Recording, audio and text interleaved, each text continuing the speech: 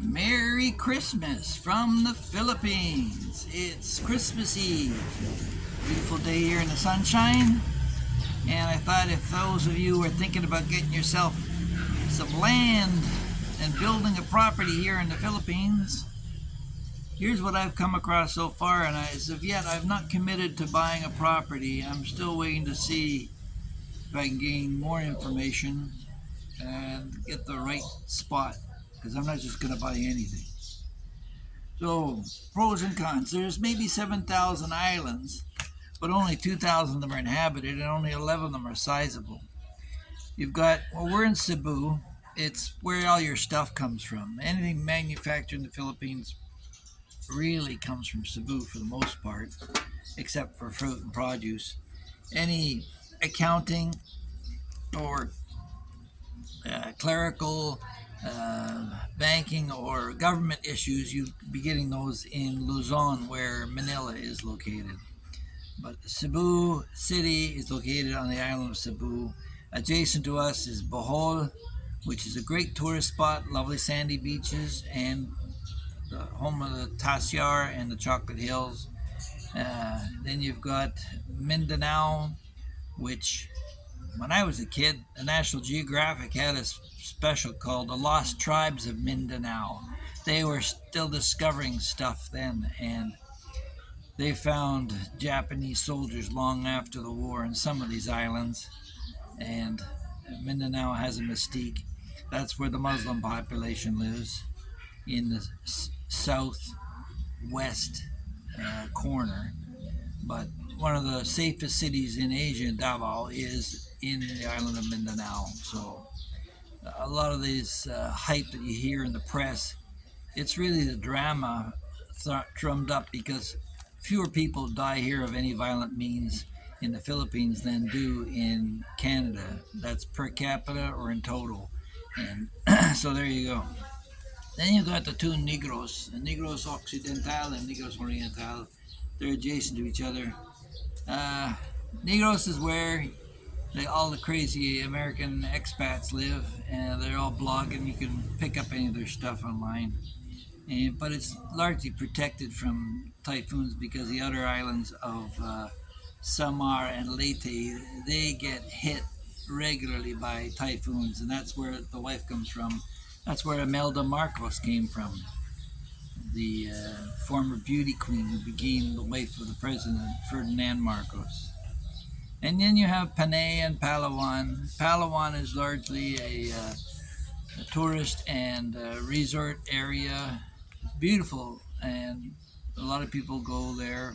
Panay, you've got up the tip of that, you've got Boracay, world famous for its sandy beaches.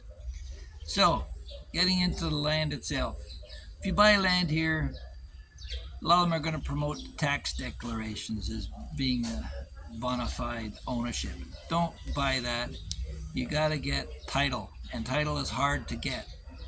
Title, there's mother title, they pass it down to their children, and you'll end up a half a dozen people owning the same piece of property. So it's getting that mess sorted out first. A tax declaration simply means that they paid their taxes. You want to check that as well, of course, as part of your due diligence, but don't be relying on that. So you've got different redevelopment strains that are a result of developers not controlling their releases properly. We recently bought a property assuming that the land adjacent to it was ours. It said in the bill of sale, lot 25, block 4, but then going back to the fine print, it indicated the area as being incorrect, and for that they say we don't own the lot. Turns out the lot is common area, so the developer misled us. But anyway, we won't go any further into that. There may be legal implications. So you're going to notice a lot of construction differences between here and North America. There's no such thing as a wax ring on your toilet. It would melt in the heat. They're cemented to the floor, which makes it a whole lot more arduous if you have to remove the toilet if there's a blockage from some kid throwing a toy down it, as we're experiencing here. P-traps are missing quite often.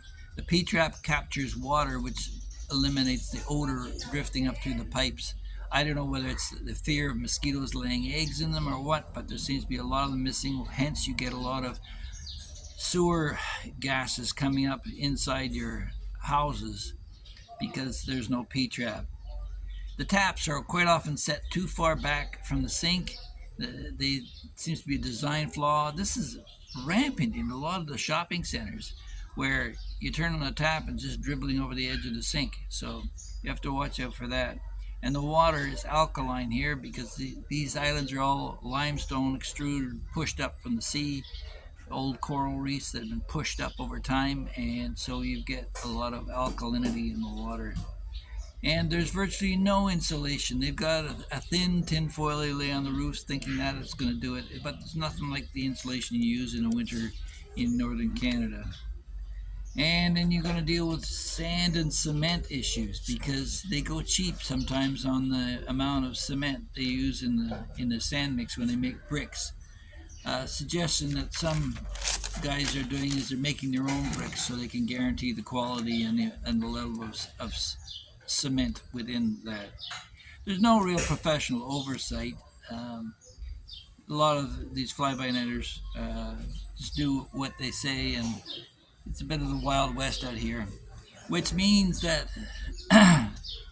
unless you're a major developer like Ayala or Gaisano or someone like that, the banks aren't going to lend you any money for your development. Mortgages are limited.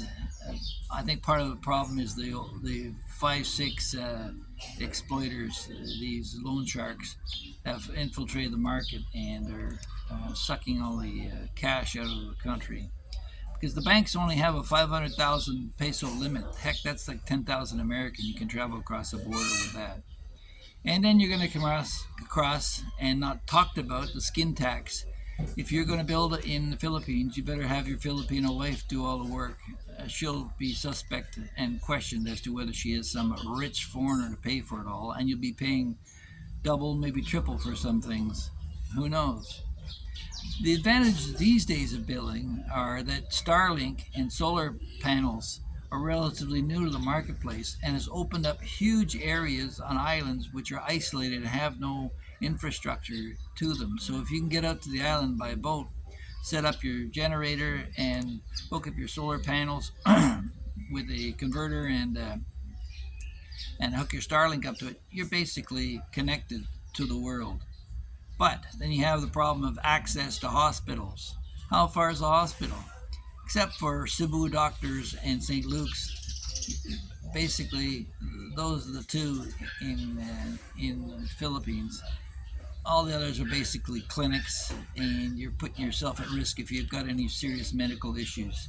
So you want to get yourself checked out before you come here.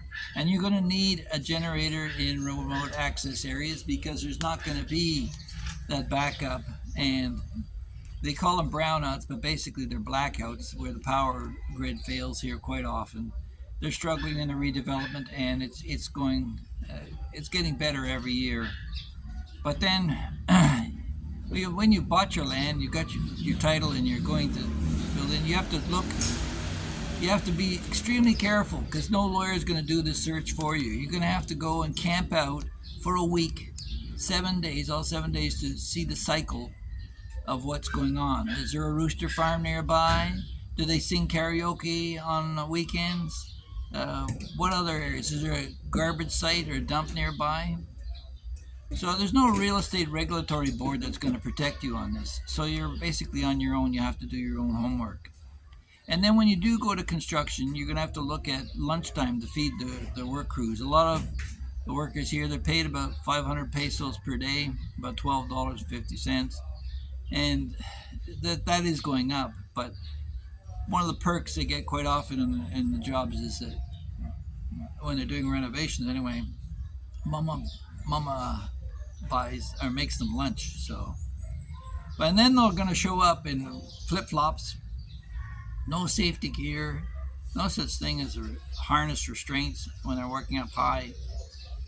So there's a lot of risks. I had one guy fall over on a scaffold and gash his back, and I sent him to hospital with 1,500 pesos, and he had a big smile on his face because I guess that was more than he would ever expect to get from Phil Health on it. But yeah, he put the scaffold together with boko wood, with coconut tree wood and concrete nails to put this thing together, and it would never hold anyway, and it gave way, and he hurt himself. So you got to watch out for that. And then when you're doing construction, you have to look at the physical considerations of this country. This country is on major fault lines. It's on the ring of fire around the Pacific. So you're going to get earthquakes, volcanoes, and lots of shaking going on. So you better build it solid. And there's up in Luzon, especially, Manila is famous for flooding. You can get water damage. So you have to stay away from that area. And they had Mount Pinatubo. Who knows when that thing's going to erupt again. But last time, virtually wiped out the whole of the island of Luzon for a while. So you have to watch out for that. And then if you're looking at Samar Leyte and along the east coast, you're going to have those Pacific tides. Any tsunami that crosses the ocean is going to hit your islands first. But more often than not, you're going to get typhoons.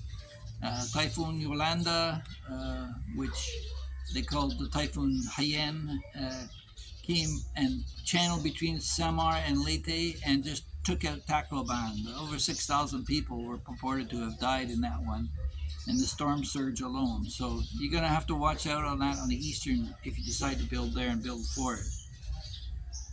So, and then overall, you're going to have the, that's good enough mentality. I had a granite countertop put in my kitchen, and it cracked, and they just glued it back together again and stuck it back in. A lot of shortcuts, and when you do it, then they're asking for the final payment. There's no 10% holdback on stuff like this. You're going to have to pay up front. You're going to have to pay for the materials. And then when the workmanship's shoddy, they're still going to expect to be paid anyway. So you better make sure the reputation of your builder is there to back up what he's got to offer.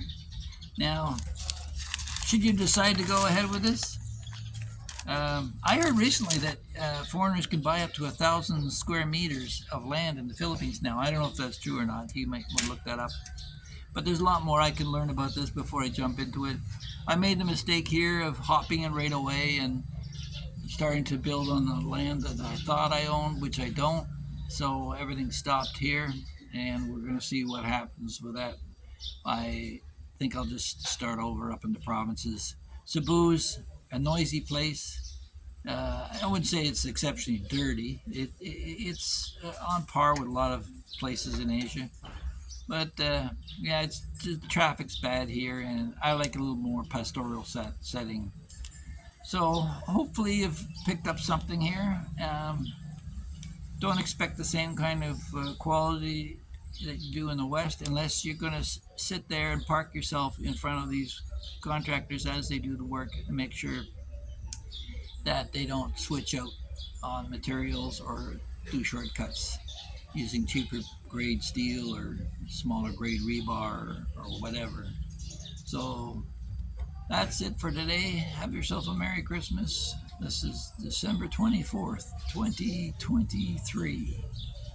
All the best in the new year. And for all you new viewers, please like and subscribe.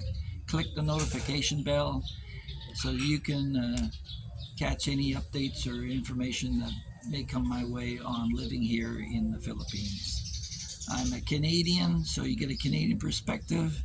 I quote things in pesos and Canadian dollars. I don't quote them in American dollars. If you want American stuff, check out Old Dog New Tricks in Dumaguete. He's probably one of the better older American fellers. And if you want it from a Filipina's point of view, I recommend the Filipina P. Those are really the only two tourist bloggers that I would strongly recommend. There's other great bloggers out there for specific things, like if you're into diving, there's Critter Republic. They're awesome on information there, or Finn Snow. You can look them all up. And then that's it for me for today. Talk to you soon. Bye.